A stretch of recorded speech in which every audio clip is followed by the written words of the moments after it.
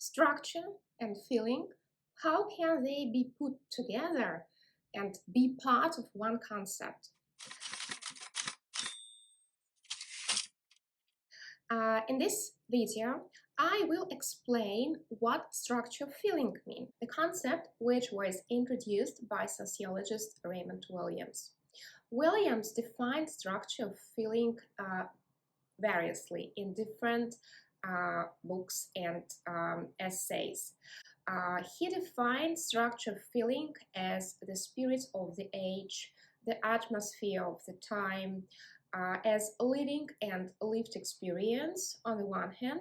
On the other hand, he viewed structure of feeling in relation to cultural styles, genres, ways of thinking, and forms of life. According to Ben Heimer, structure of feeling is an anthropological concept which allows us to explore local atmospheres or the atmosphere of the era, the age.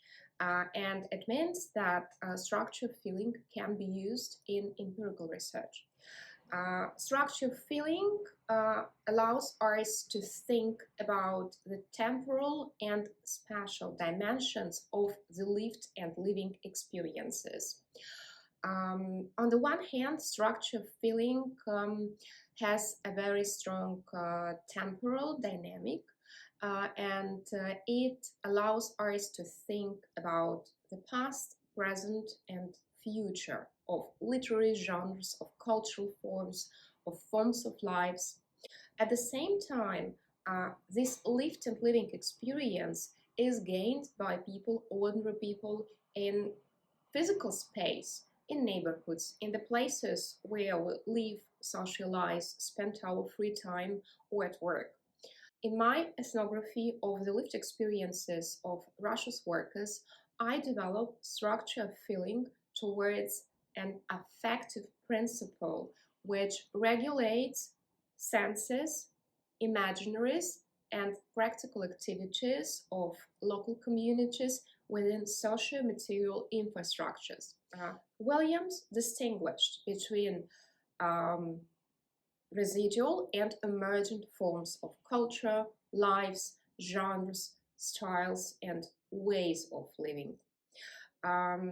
Residual refers to past experiences, to past traits of culture which still continue living in everyday life, in our present.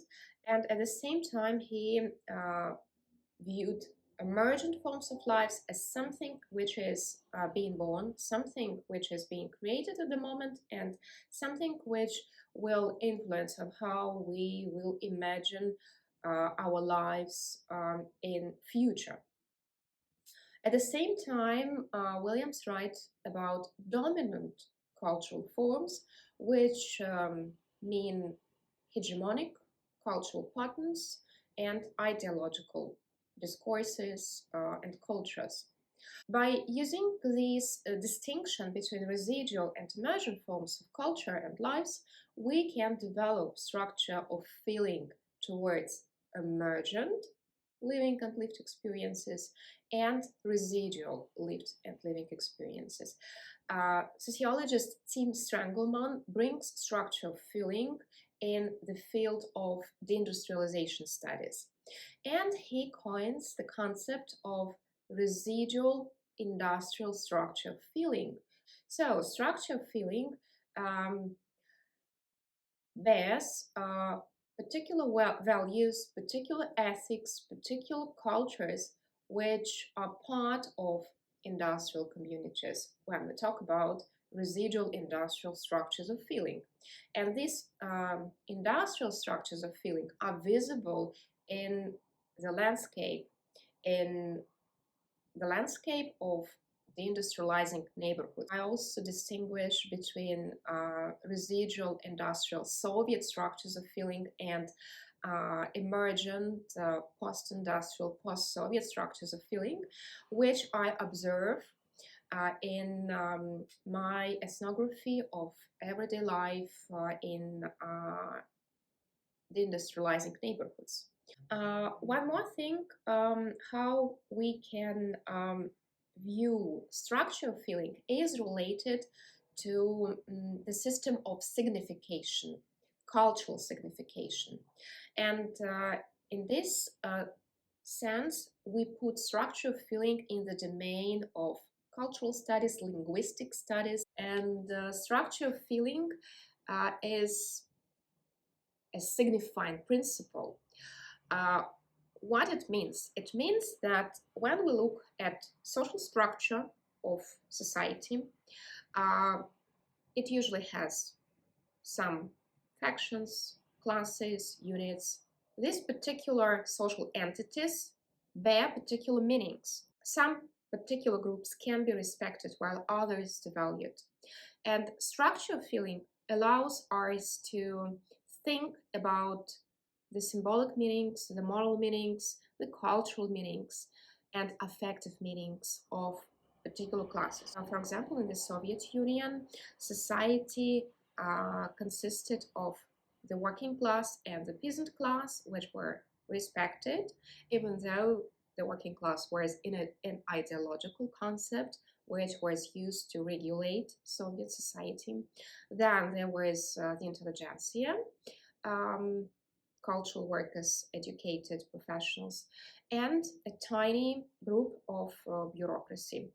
In post-Soviet Russia, social structure of society changed after the dissolution of the Soviet Union, and during the 90s, new social groups, new cultural signifiers are emerging. For example, businessmen, new Russians, which are associated with wealthiness and richness, and working classes experienced downward social mobility. So they lost their pride, working class professions lost their prestige, as you can read more about this in the publications by sociologist Charlie Walker, who wrote about the symbolic significance and symbolic mobility of Russia's young workers. It means that you can use the concept of structure of feeling to examine the meanings, the cultural meanings, the symbolic meanings, and the moral meanings of the class. In Marxist literature, Williams defines structure of feeling as specifically affective elements of consciousness and relationships. Not feeling against third, but third as felt and feeling as third. Practical consciousness of a present kind in a living and interrelating continuity.